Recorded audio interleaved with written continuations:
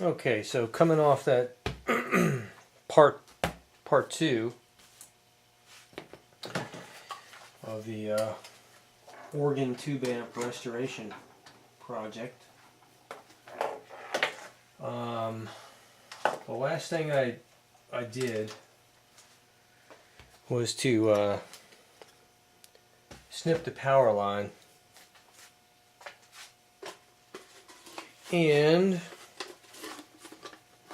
had a brief discussion of the polarized power cords we use nowadays.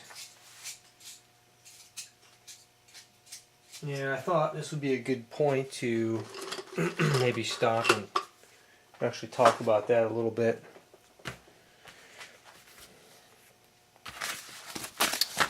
Talk about polarized power cords, what they mean, what that means, and how they need to be hooked up. So anyway,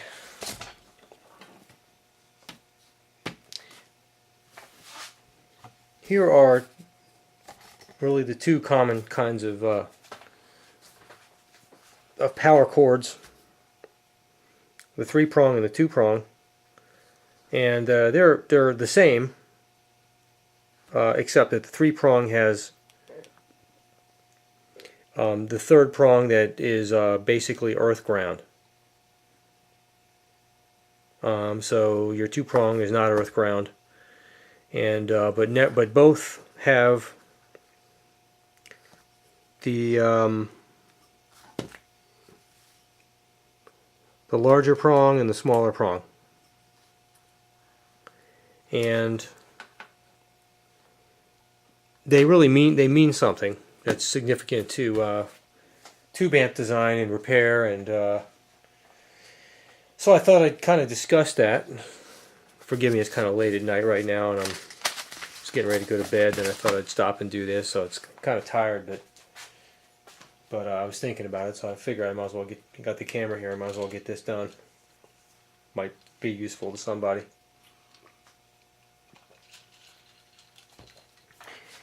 So to understand how to hook them up, the first thing I'm going to do is just draw a 3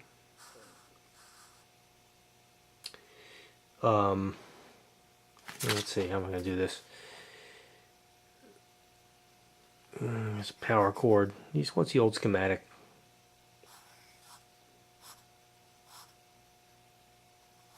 Okay. This is going to be a 3-prong. Now, kind of draw it like that. And the 3rd prong is kind of round. Okay. There's a larger and a smaller prong. The middle, this middle guy, which is round, I'm going to draw a break here, but it's going to go back to the basically back to the panel box. So I should draw it the other way. So when you plug this in to an outlet, this middle prong is earth grounded, and literally there's a rod that goes down into the dirt next to your house, and that's what it's connected to via the circuit box. The other 2 lines that come from your house, one is hot, and that's a black line, and the other one's white, and that's neutral. Neutral at the circuit box is bonded to the earth ground. Black, or the hot wire, is hot. That's your 120 volts. That's the one you don't want to touch when you're grounded. So the smaller of the 2 prongs is hot, and the larger of them, when you have a 2-prong, the larger one goes to neutral. Now, why is this significant? Well, most amplifiers have a power supply transformer. They have an on-off switch and a fuse. And we come out to our power cord. So here's the thing. It matters which way we hook this power cord up from a safety perspective, in that when the fuse blows, if the fuse blows, we want this to sever the connection to the hot wire. So on the fuse side, we want the smaller of the two prongs. That's the larger. So this will be the smaller, that will be the larger. Again, if the fuse blows, if there's a problem in the circuit, the hot wire, which is the dangerous one, is severed right at the beginning. So that if once the fuse blows and if something shorts internally and you start touching things inside the circuit, you're not going to get shocked. So that's the key there. If there's a third prong, again, remember that third one in the middle is grounded. That's usually connected to the chassis of the amp, the housing of the amplifier. And again, that's a safety feature also, in that you have I'm going to draw a metal housing that's earth grounded. And if something internally shorts, if a hot wire shorts and touches the chassis, and the chassis is earth grounded, that's going to cause a direct short, and the fuse is going to blow. And if the fuse blows, again, we sever the connection and renders the housing of the component safe. If the chassis was not earth grounded and there was an internal short of something that's hot and it touches the chassis or the housing and it's not earth grounded, then there's no it doesn't complete the circuit. And if you come along and touch the housing and then you happen to be grounded, then you're going to complete the circuit and you're going to get a shock. So modern equipment, most of it uses the 3-prong with the earth ground. Although some of the older stuff just goes with a 2-prong. In which case we're probably not going to have a chassis ground, meaning the circuit's going to have its own ground, but nothing on the chassis. But even still, okay, let's forget this circuit here, because the amp that I'm currently working on, which is this that little organ tube amplifier, that particular amp does not have a power transformer. It does not have a circuit, a fuse. There's no fuse protecting anything. It's completely. It's a very it's an unsafe design. They don't make them like that anymore. It's an antique. So there's no fuse, and there is an on, but there is an on and off switch.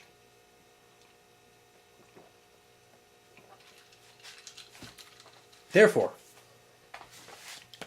what we'd like to see, because there's an on and off switch. Get a fresh piece of paper here. Okay. Again, there's no power transformer on the amp we're working on, but there is an on-off switch.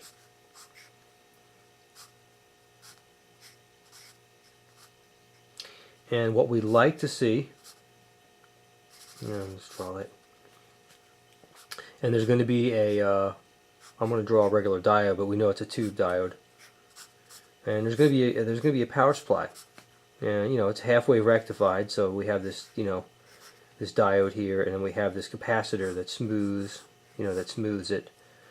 So what we'd like to see is that when we have this 2-prong guy here, and again the larger one is neutral, and it is earth grounded.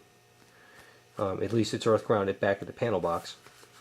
What we'd like to see is that the hot one, or the smaller of the two, is switched, so that when the switch is off, it severs the hot, so that nothing else, in the so if we were to accidentally touch something in the circuit with the power switch off, we would be touching essentially the neutral, which is earth grounded. So it's safe. So we want to make sure that the switch severs the connection to the hot wire, and that's why it's important when I put this new power cord on to get it right. So that's what I was kind of thinking about here. Probably over-analyzing the whole thing, but it's trying to. Here's the switch right here. I don't know if this. Yeah, it's picking it up. So here's our switch right here.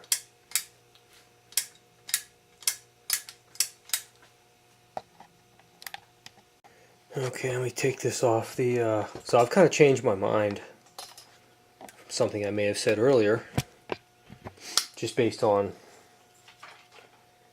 just thinking this thing through. Okay.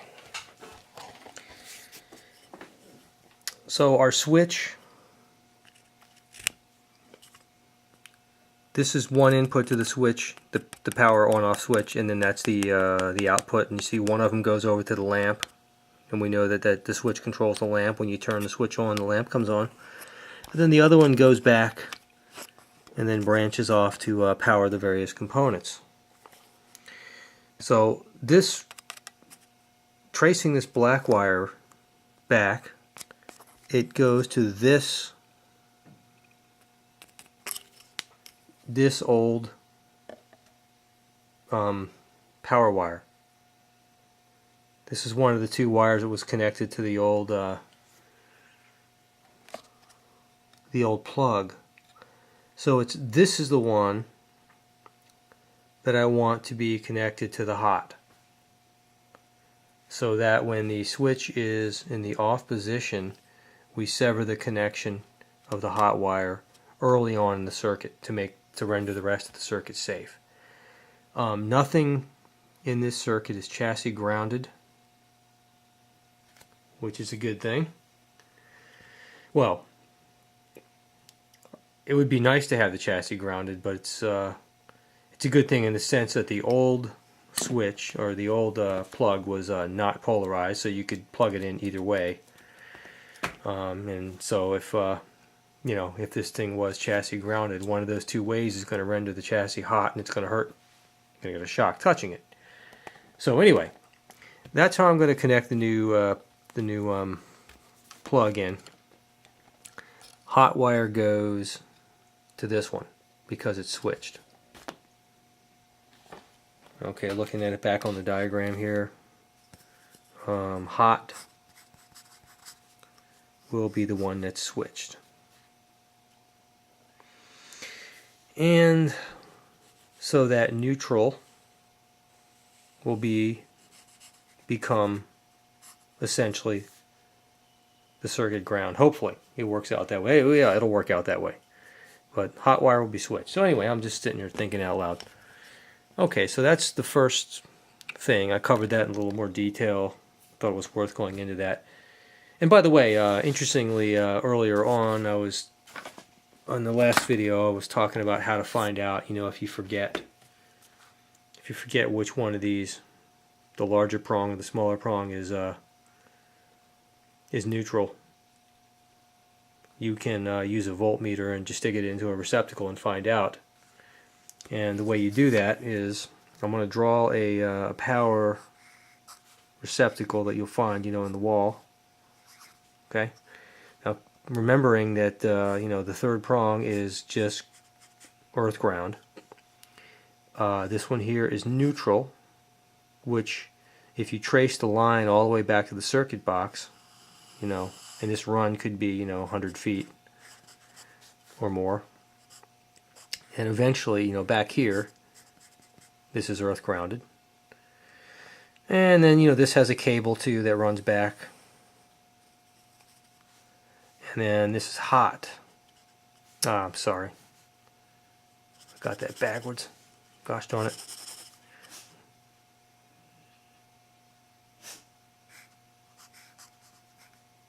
tired. Okay, we go back to the circuit box, and you know, of course, that's earth grounded, and this is hot. This is neutral here, and back of the circuit box, it's bonded to the earth ground, and then this is hot right here. So what we have is, you'll have, if you were to probe between that one and that one, you'll have 120 volts. So you're probing between these two with your voltmeter. If you're to probe between these two, you'll have 120. But if you were to go between these two, remember these two are connected back at the panel box. You're only going to have about 1 or 2 volts. I'm going to say 2 volts. And the only reason you have 2 volts is that there's current flows in through the hot, will flow through the appliance, whatever it is, and it'll flow back through the neutral. So there is current flowing through the neutral, and if you multiply that current by the resistance of the run of wire back to the box, then there's going to be a small voltage drop, and usually that's on the order of 1 to 2 volts or less. So that's how you can figure out which one of these is neutral. The neutral is, you put one probe into the middle earth ground, and from there you probe this one, and you go, oh, it's 120 volts, that's the hot one. And then you probe this one with the other probe, and you're only going to get 2 volts. That's the neutral. So that's how you figure it out.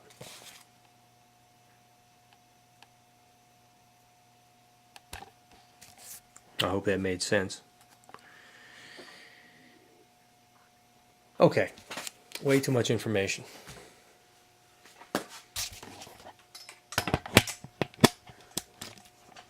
Alright, so back, I think I'm done with this.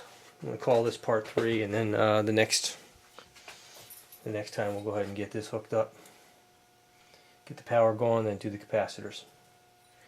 And I also took the time to kind of go through and make a circuit, trace this right here. Kind of make a circuit diagram, which is really, really bad. I'm trying to make a schematic.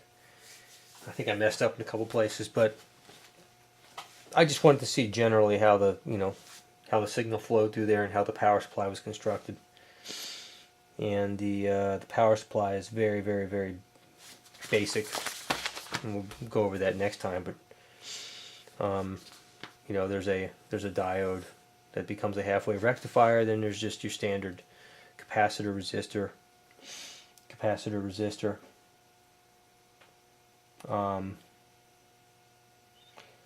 These, in each across each resistor, we drop a certain amount of voltage. Drop another amount of voltage there. Yeah, next time we'll get started with the power cord, and then do the electrolytics and test it out, and hopefully it works, and hopefully I won't need this schematic to do any troubleshooting. But that remains to be seen. Thanks for watching.